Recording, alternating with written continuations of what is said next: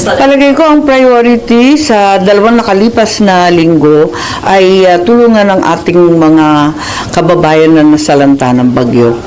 Okay? Just score pa rin yun. Halata kasi na itong Supreme Court is just siding with Sara. Ako nga, dinisbar ako for a much lesser offense. Samantalang si Sara, katakot-takot na pagmumura, katakot-takot na pagbabanta ng pagpatay ang ginawa niya, hindi siya dinidisbar. So ang Supreme Court talaga, tuta ng Duterte. Yan si Bismondo na yan, tuta ng Duterte. Kalma lang puso mo, Brad. Baka hindi ka umabot ng zona, matumba ka dyan. Pakakain ka dyan, Brad. Uy, Gismundo, tuta ka daw ni Bibi Sara, oh. Anong nangyari dyan, madam? Nang toko, hindi nyo ba irarampa? Yung get up nyo na yan. Diyan sa batasang pambansa.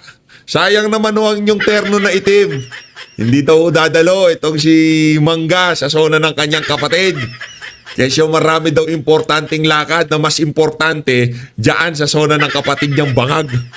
Pero bago yun mga kababayan, siya like at sa subscribe. Masaya na ho tayo dyan sa mga gusto sumali sa ating community. Alam nyo na kung gagawin. Scan nyo lang ho yung QR code na yan sa baba. Una sa lahat, gusto kong magpasalamat sa mga kasama natin dito sa PH Update. Ibang klase. Napaka-solid ho ninyo. Ha? Napakabilis ho ng pag-ariba ng ating subscriber. 934 na ho tayo. Parang kailan? 900 pa lang tayo. Nagpapalakpakan tayo dito na 900,000 subscriber na tayo. Wala pang isang buwan, naka 34,000 subscriber. Maraming salamat to. Solid ho kayong lahat. Ngayon, kung isa ho kayo dun sa mga hindi pa nakasubscribe hanggang ngayong mga panahon na to, bahala ho kayo dyan. At dito rin ho pala sa video na to, pag-uusapan ho natin. Etong si Chis Escudero pa rin ho, ang Senate President. Hindi nakaporma ito si Soto. Nailagay si Soto doon sa dapat niyang kalagyan. Hindi ka pa nanalo, opposition ka na. O yan, leader ka ng opposition ngayon. Masyadong bida-bida kasi yan si Soto. Kaya tama lang yan. Diyan ka na lang sa minority leader. Minority leader ho siya ngayon. Diyan ka dapat Wala pa man, minority ka na Gusto mo pala mag-minority Soto, eto sa minority ka na. Dito muna tayo kay Mangga. Daming ganap ngayong araw na to. Meron pa ho tayong dito. Meron pa tayong ito. Kaso, panoorin na ba natin tong si Larry G? Inahin na natin to. Isa to sa mga pinakabangag ngayong mga panahon na to. Larry G, banatan mo. Bawal dito ang bangag. Even out political scores. Wala namang political scores na tinitingnan dyan paano nila lalampas sa isip nila yung merong certification ang AFP na yung 15 million na sinasabi ng OBP na binigay nila sa Armed Forces of the Philippines noon sa isang youth seminar nila, sabi ng AFP, wala kami nare-receive. So doon pa lang halata mo na ninakaw yung pera O puso mo, Brad, mag-i-speak pa yung amo mong bangag. Hindi yun. Hindi dito. Okay. Hindi para sa'yo ang magsabi na doon pa lang ninakaw na. Kalma, Brad, ang puso mo. Masama. Nanto ko. Oo. Ikaw ka doon, alam mo, pagkatapos ng administrasyon na to, lulubog ka na parang barko sa dagat. Wala ka na, Brad. Ni isang DDS, ni isang Italianista at Ensaymada, walang respeto sa'yo. Dahil nga, gago Di ba? Gago ka, Brad. Sorry, pasensya na sa salita. Kasi ngayon alam ko na bakit si Tatay Digong kahit anong pag-iingay nitong sinto-sinto na to nung nagdaang administrasyon. Hindi pinapansin ni Tatay Digong. Ang sabi siguro Tatay Digong, huwag pasin niya, bo. Di ba? Maluluwang ang tornilyo niya, huwag pagsinin yan. Maluwang ang tornilyo. Binigyan siya ng gawa-gawang pwesto, ngayong nagpapakamatay para kay Marcos Jr. Sabihin mo, political score.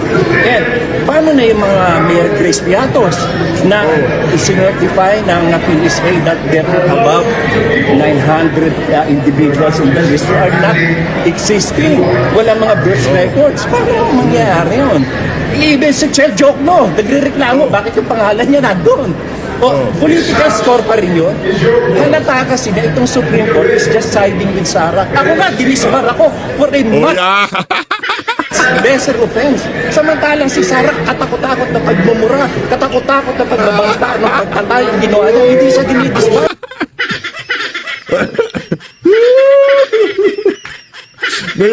Ngayon, at least malaya mo nang sabihin ng saloobin mo sa Korte Suprema.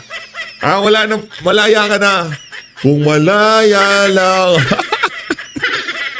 Di ba? Yan ang sinasabi natin. At least itong si Larry Gadon ngayon, malaya na siya. Kasi disbar na siya. Kaya para sa mga ibang mga abogado na kinikwestiyon ang desisyon na yan ng Korte Suprema, mag-ingat-ingat kayo. Baka maging malaya din kayo sa pag-criticize sa Korte Suprema, kagaya dito si Gadon, di ba? O si Dilima nga, nagpasorry na.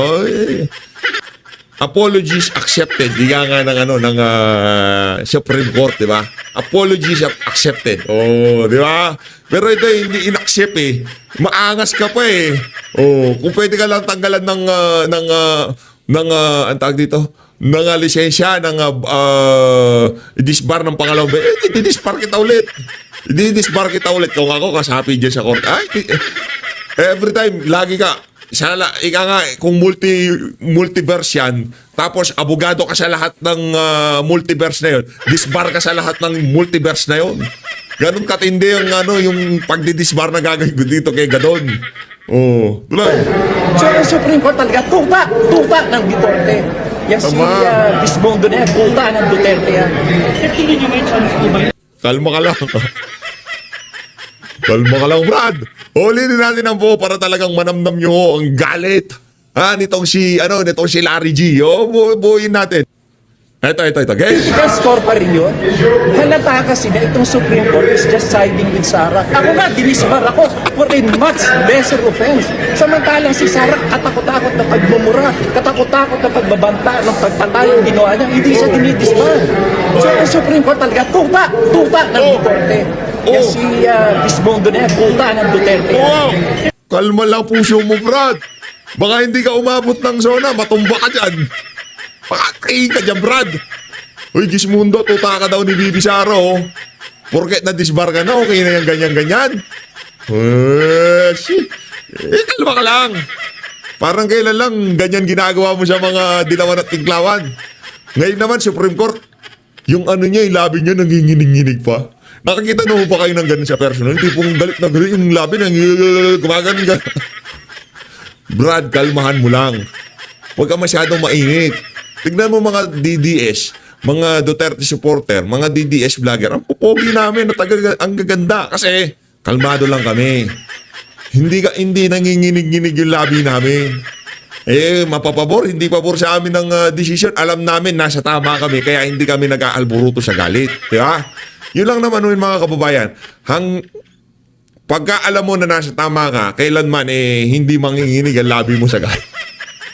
Yan, kaya nanginginig ang labi niya. Alam niya, madi sila eh. Tuloy. May chance po ba yung impeachment if ever po pinag-file by 2026? Well, hindi na natin malaman dahil sobrang delay na yan eh.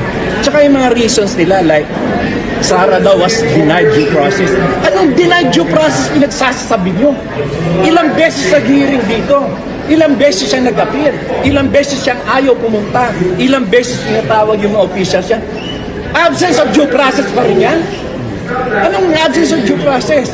Pangalawa, yung kaso hindi daw pwede itawid sa 19th Congress to 20th Congress. Anong dahilan? Iisang kaso lang naman yun. Dahil kasi, you need to tell me parang isang case na i-file sa RTC, na-elevate sa RTC, na-elevate sa Court of Appeals, na-elevate sa Supreme Court. You mean to tell me that there are 4 cases? Hindi, iisa lang yun. Tumawid. Kalma lang! Kalma lang!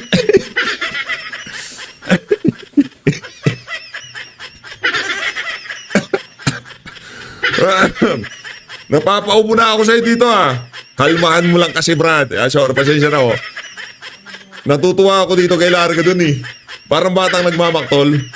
Yung tipong meron dalawang bata na nag-aaway. Yung tipong, dahil alam mo naman bata, di ba? Yung tipong magsisigawan yan, mag-aano ganun na nakikita ko kay Larga doon. yung pagiging ano nila, defensive sila masyado dito sa issue na to. Yung tipong kahit maging sila alam nila na walang problema si VP Sara. Pero kailangan nun nilang gawin yan para kay Tamba. Di ba? Oh, ngayon si Tamba pa rin daw ang yung Speaker of the House eh. O dyan, sa pagkakataon na yung Tamba, tama mo na yung mga kabalbala mong ginawa sa nakalipas na kongreso. Okay, tigilan mo na.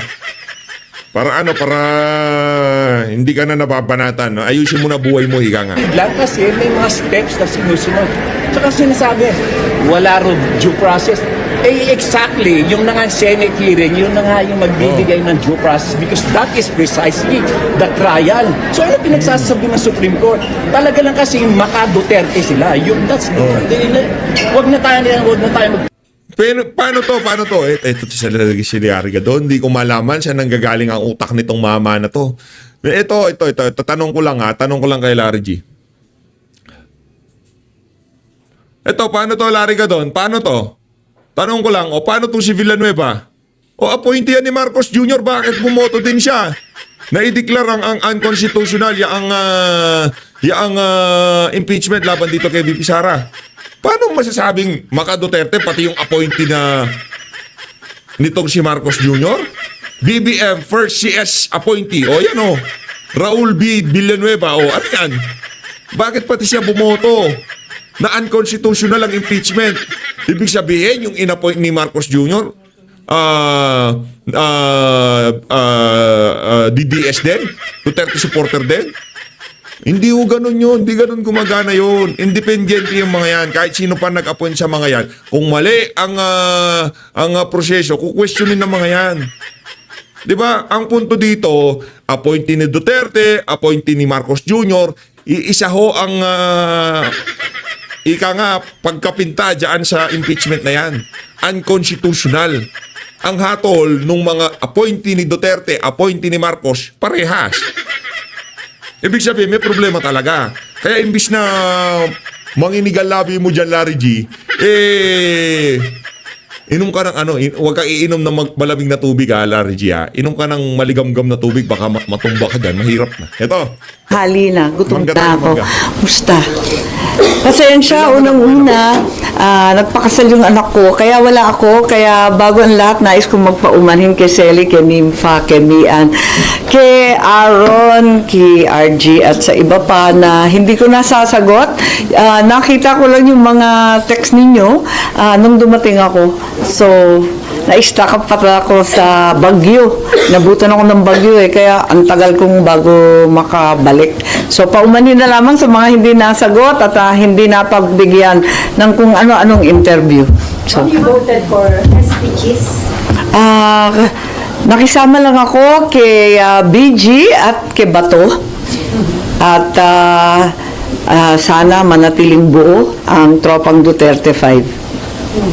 At ma'am, dahil po doon, sa pananitiling po ng 35, kaya kayo sumama. Yes, kasi sabi ni Bong at saka ni Bato, committed sila kay Cheese. So, sunod-sunuran na lang po kami. So, ano expectation mo, ma'am? Are you hoping na hindi na maulit yung nangyari sa 2025 budget under reskip? Well, yes, at sana igalang rin ang mga rules ng kada committee dahil sana hindi na maulit ang nangyari doon sa Foreign Relations Committee.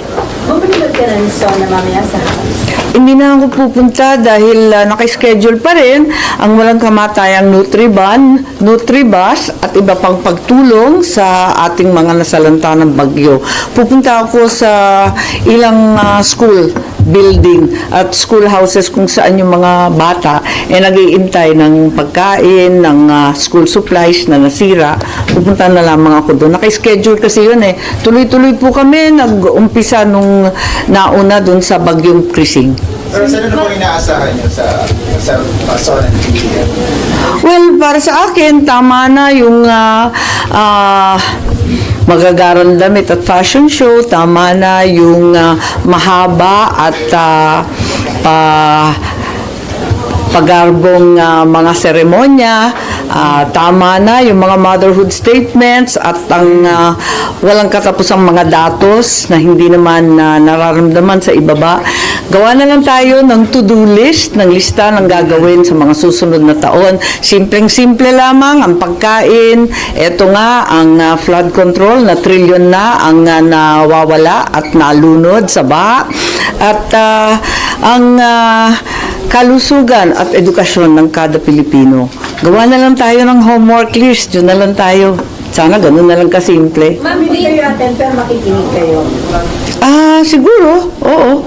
Ma'am, hindi po ba... Abala ako ang haba ng listahan namin eh. Medyo na-absent kasi ako. Ma'am, sorry. Ma'am, hindi po ba priority yung pag-attend muna sa SONA today and sa ibang araw yung mga schools po? Dito na lang. Since isang beses na... Palagay ko ang priority sa dalawang nakalipas na linggo ay tulungan ng ating mga kababayan na nasalanta ng bagyo.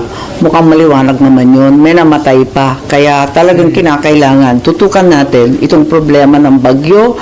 Kumbaga, ito na nga ang new normal. Gawan natin ng paraan. Long term, medium term, short term. Dahil hanggang New normal. Ito ka rin naman eh. Sinaimi naman eh. Kaya ang daming gagalit sa'yo eh. ngayon, wala pa naman ako nakikitang maayos na plano. As the president's sister, don't you think mahalaga na makita niya kayo doon, marinig niyo personally yung kanya sasabihin po? Palagay ko marami naman akong dapat gawin at maitutulong. Pero ma'am, it doesn't mean naman na kinumbinsi kayo ni VP Sara not to attend also. Ay, hindi pa kami nag-usap tungkol doon. I think hindi pa siya umuuwi. Ma'am, Itutuloy ko sa Senado sa aking ikalawang termino ang aking sinabi nung kampanya. Taguyod ang itim, ipaglaban ng tama, itama ang mali.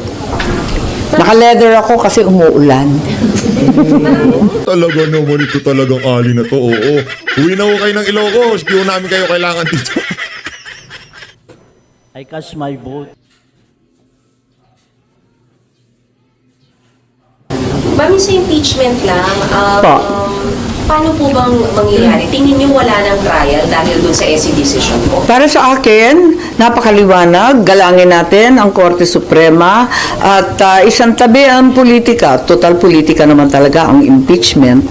At ang mas mahalaga ngayon ay magtrabaho. So no need na mabotohan pa yung Senate kung susundin or hindi yung SC ruling ba? Hindi ko alam kung ano ang nais ng nakararami sa Senado. Hindi pa kami nagtitipon-tipon. Sa wakas, magkakaukus yata kami bukas. Natawa naman ako. First time. Senate ka lang. Something new and completely different. Biro lang. Ma'am, going back to SONA, so walang halaga na sa inyo yung sasabihin ng Pangulo later on? Wala naman akong sinasabing ganun. But if, Makikinig tayo, ang akin lamang, sana ang simpleng listahan ng dapat gagawin ang dapat ipalabas.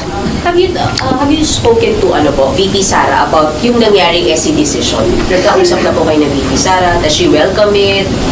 Well, kinongratulate ko lang siya, pero sa katutakang nagkakongratulate at nagpadala siya ng Bible verse Ano po kayo? na nagpapasalamat sa Panginoon sa lahat ng ginawa niya para sa atin na kabutihan. Ma'am, should the Senate leadership address yung issue na sinasabing budget insertion sa 2020? Yes, they should. They should answer it squarely and openly. How about you? How do you feel about it regarding that allegation? To my mind, it's not an allegation, it's the truth. Kaya hindi ako pumirma ng budget 2025. Alam po ninyo yun. Ako unang nagbunyag, tumayo ako noong early December tungkol sa BICAM at pinoprotesta ko ang proseso at yung mga pangyayari. So ma'am, dapat magpaliwanag yung ilan yung kasamahan na namin-mention na may insertion. Hindi ko alam kung sino-sino yan, dami-daming haka-haka. Sana hindi na maulit. But did you come across the list of projects, yung mga questionable projects, mga double entries sa GAA? Well, napakaliwanag naman na nangyari nung kampanya na bilyon-bilyon ay winaldas sa kung ano-ano.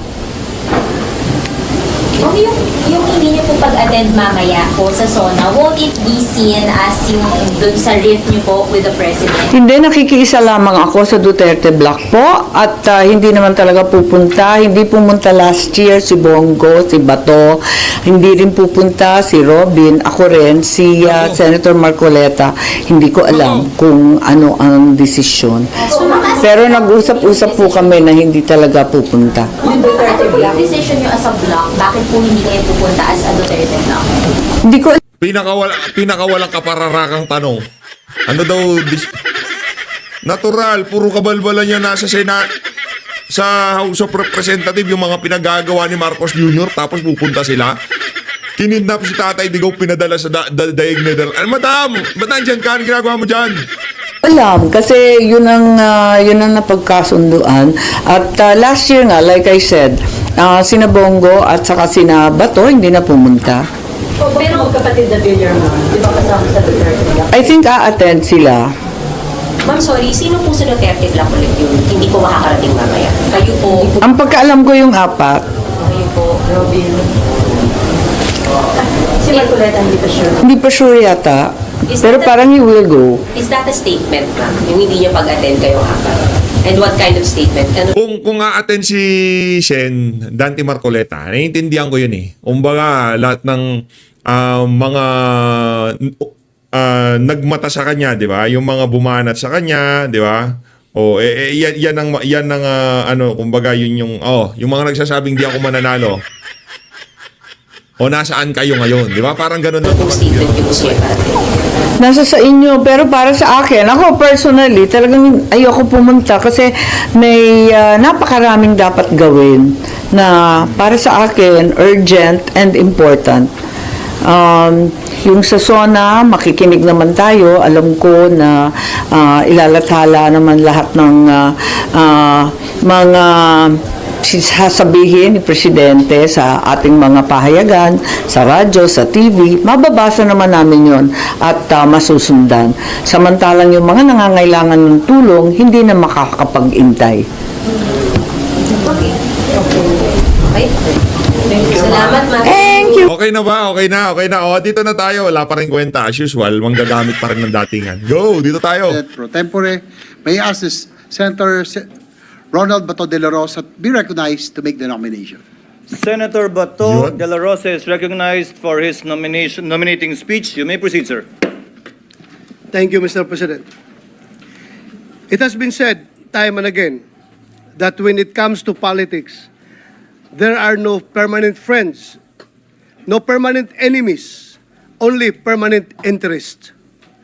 But, Mr. President, the man I have the honor to nominate for the position of Senate President pro tempore proudly stands as a challenge to that statement. My friend, Senator Jinggoy Estrada. Mr. President, I am not nominating him for the position out of friendship alone. He has proven himself more than capable of leading this institution as its second highest official. In fact, he has been trusted with the same position in 2007, 2013, and once more in 2024, serving faithfully until the end of 19th Congress. With his hard-earned seniority and accumulated wisdom from this chamber, Senator Jinggoy is a leader who steps up and delivers whenever he needs to, right when we need him. He sees beyond political colors and alliances. Being in politics, what Senator Jinggoy shows us is that it is also in our best interest to be true in our dealings, transcending our self-imposed boundaries. If only interests are permanent in his life, Mr. President, then we ought to follow the example of Senator Jinggoy and treat authentic friendship as an interest. Together, we shall pursue what is best for all of us.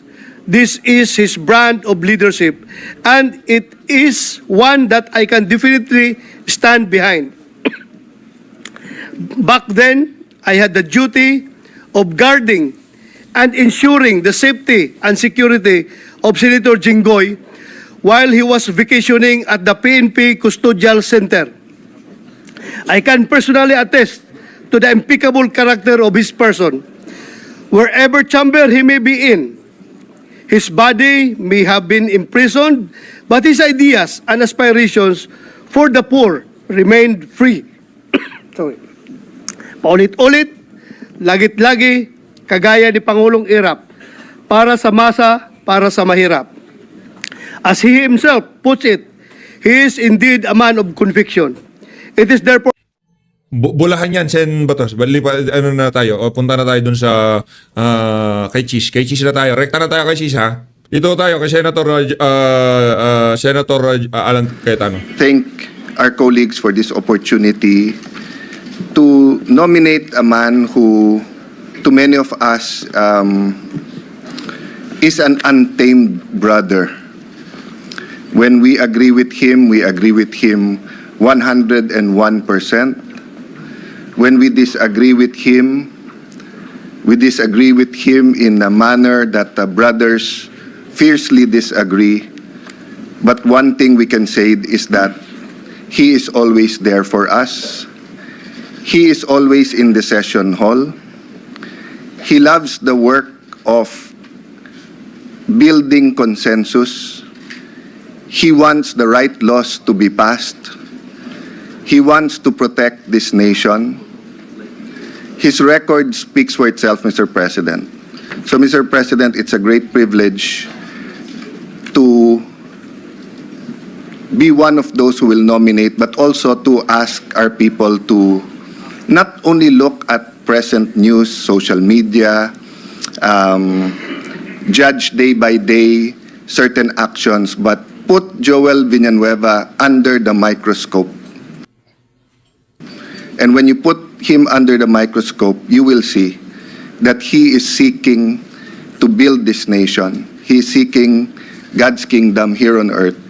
And I think, Mr. President, we will be very productive in the weeks, months to come, having Senator Joel Villanueva again as our majority leader. Thank you, Mr. President. So I hereby nominate him as our majority leader. Noted and entered into the records. Majority Floor Leader. Mr. President, I move that we close the period of nomination. Any objection? There being none, period of nomination for the position of Chairperson of the Committee on Rules is hereby closed. And there being no other candidate, the Chair hereby proclaims Senator Joel Villanueva as having been elected to the position of Chairperson, Committee on Rules. And under the rules of the Senate is the Majority Floor Leader. May I now request Senator Villanueva to ascend the rostrum to take his oath. May also request his wife and family members to join him in the rostrum. Ito, especially Core, members of the Cabinet, my dear colleagues in the Senate, both past and present, my fellow workers in government, mga minamahal kong kababayan. Diyos marhay na aga sa Indogabos. Good morning. As we open the 20th Congress of the Republic of the Philippines, allow me to begin, as I do every morning, with a prayer for serenity. If you're familiar with it, kindly bear with me. Lord, grant us the serenity to accept with patience the things we cannot change. Grant us the courage to change the things that we can, and most importantly, grant us the wisdom to know the difference. These words have comforted me all of my life, especially now, as we enter another turbulent chapter in our nation's history. These words also offer clarity in times of confusion and calm in moments of crisis. Of late, there seems to be no shortage of either. It seems our days are full of contention and conflict, issues that divide, politics that polarize, and partisanship that distracts us from our work. Some will say we are a divided nation, and that this is reflected even in our chamber. To this I say, in a democracy, disagreement is not division, and that debate is not synonymous with dysfunction. On the contrary, I believe that disagreements, debates, and disputes are evidence that our democracy is alive and well. For as history has shown us, democracy does not wither from too much debate. Rather, it dies from too little. In our line of work, We should not and cannot take things personally, especially in the age of social media, where every citizen has a platform in the palm of his or her hands. We should not and cannot respond to every comment. We should rise above any anger, resentment, and bitterness we may have. We should move on. We should move forward, and we must continue to do our job. We are here to serve our people, guided by our conscience, driven by our conviction, and emboldened by courage. We should not and cannot bow to a mob. We will not be cowed by the shrillest of voices. We will stand up for what is right, what is just, and what is consistent with the rule of law and our Constitution. That we disagree does not mean that you are right and I am wrong, or that I am right and you are wrong. After all, nobody has a monopoly of good ideas, intentions, and plans for our country, nor does anyone have a monopoly for love of our country. Just because I am not on your side does not necessarily mean I am on the wrong side. Let history be the judge of that, for hindsight is always 20/20. We are the nation's conscience, and it's the final check of abuse and tyranny of the so-called majority at times, unyielding to threats, unmoved by noise, and unafraid to say no if it is the right thing to do. And let me make one more thing clear, though. Yes, I may hold the gavel. I may preside over sessions, issue orders, and signal the start and end of debates. Ano kaya ang nararamdaman nitong si Soto habang idinideliver nitong si Boy Kilay ang kanyang talumpati na yun? That should be me. Napapaganon siguro siya, no?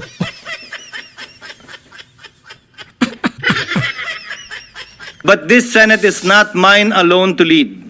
The direction we will take will never be determined by a single hand, much less my hand, but by 24 heads, each with a mandate, each with a mind, each with a voice that matters. This is a collective body, and its strength lies in the balance, not in the banging of that gavel. While we come from different provinces, parties, and pasts, I have no doubt this Senate shall prevail despite the issues that have come to divide us. We have overcome them before, and we shall overcome these again. Throughout history, humanity has thrived on the rich tapestry of diverse perspectives, each contributing a unique thread to the fabric of our society. It is this mosaic of voices that brings innovation, progress, and understanding. No one perspective holds all the answers, and it is precisely in our differences that we should find strength. We must cherish diversity of thought and approach it with humility. We are part of an ever-evolving conversation where every voice should matter, where dialogue leads to discovery, and where disagreement can be just a stepping stone to deeper comprehension. Let us open our minds, listen actively, and learn from one another. Ang mga pagkakaiba po natin ay hindi sagabal. Bagkos ito ang nagbibigay saysay sa ating mga deliberasyon. And in the 20th Congress, as in those before it, there will be many deliberations and discussions, some more contentious than others. In these moments, I pray we choose to listen more, not to shout louder, to disagree without being disagreeable, to always be respectful and to respect each other's opinion, to speak not to score political points but to make a point, and to debate not to destroy each other but to build the nation together. At the end of the day, we must work together to find common ground and common cause, to find common solutions to our common problems. Hiling at panawagan ko po sa aking mga kapwa senador, magtrabaho po tayo sa kabila ng ingay ng politika sa ating kapaligiran. Dahil lahat tayo ay nasa isang bangka lamang, at isang direksyon lamang ang ating tinatahak. Tungo sana sa pagkamit ng mga pangarap, hangarin, mithin at layunin ng ating mga kababayan. Every day, the Filipino people look to the Senate to come up with solutions that will improve their lives, address their needs, and bring their aspirations within reach. First, to put food on their tables, roofs on their heads, and sufficient paychecks in their pockets. to lower the cost of living so that each family may live comfortably and humanely, to open doors of opportunity, providing meaningful jobs and support to small businesses, to support the farmers who feed our people yet cannot feed their own, to write a national syllabus that will truly educate our children and prepare them for the future, to provide a healthcare system that treats the sick without bankrupting their families, to install a safety net for those who fall through the cracks and enable them to rise again, to safeguard our streets from the influence of drugs and crime, protect our rights, and ensure that justice is accessible and served swiftly and fairly for all, to defend our borders, secure our seas, and uphold our sovereignty while maintaining cordial relations with other nations, to protect our environment, adapt to climate change, and shield our people from the ravages of natural disasters, to fight graft and corruption, restore dignity and efficiency in public service, and reform our politics. And last but not the least, to lay the foundations, both physical and legal, that will ensure that every Filipino partakes in the bounty of development. Ultimately, every act we take, every law we make, must pass a single test. Makakatulong ba ito sa ordinaryong Pilipino? This is our duty. This is our mandate. At inuulit ko po, magtrabaho tayo. My dear colleagues, noong nagdaang halalan, iba't ibang kulay ang dinala natin. Pula, asul, dilaw, berde, puti, kahel o rosas. But as we all know, the elections are over and the last ballot has been counted. For the sake of our people, it is time we trade the colors of our campaigns for the colors of our country. In place of the colors that divide us, let us embrace the colors that truly matter, the colors that define who we are as a nation, the colors on the flag that hangs before us. Asul, sagisag ng lahing Pilipino na kakaiba sa ibang mga lahi, may dangal, may paninindigan, at hindi kailanman papalupig. Puti, sagisag ng pagkakapantay-pantay ng bawat Pilipino at katarungan para sa lahat. Dilaw na araw at mga bituin, sumasagisag sa mga mataas na mithin, hangarin at layunin ng ating mga kababayan at pag-asa na dala ng bawat bukas. Pula, sagisag sa ating kahandaang hindi lamang mamatay, kung kinakailangan lumaban at pumatay, alang-alang sa kalayaan at kasarinlan ng ating bayan. Our flag has endured war and occupation, dictatorship and disaster, revolution and crisis, and still it continues to fly in the hearts and minds of our people. It stands before us now, not as a mere symbol, but a solemn reminder of the country that we serve, the people we represent, and the duty we have sworn to fulfill.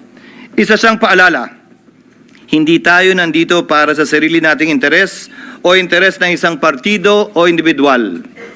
Isa po siyang paalala na nandito tayo para maglingkod, buong dangal, buong puso, at buong katapatan para sa ating minamahal na inang bayan. Let us carry out this collective duty with humility, integrity, and purpose as we begin this new chapter of the Senate together. Isa pong malaking karangalan para sa akin ang makausap po kayo sa umagang ito at manilbihang muli bilang tagapangulo ng Senado sa okasyon ng pagbubukas ng ika-20 Kongreso. Sa muli po, magandang umaga at naway pagpalain po ng... Ayun na nga mga kababayan, yun hong talumpati nitong si Chisa Escuderos diyan sa pagtutuloy, pagbubukas ng 20th Congress. Maraming salamat po. Mag-ingat po kayong lahat. Mahalin natin ng Pilipinas.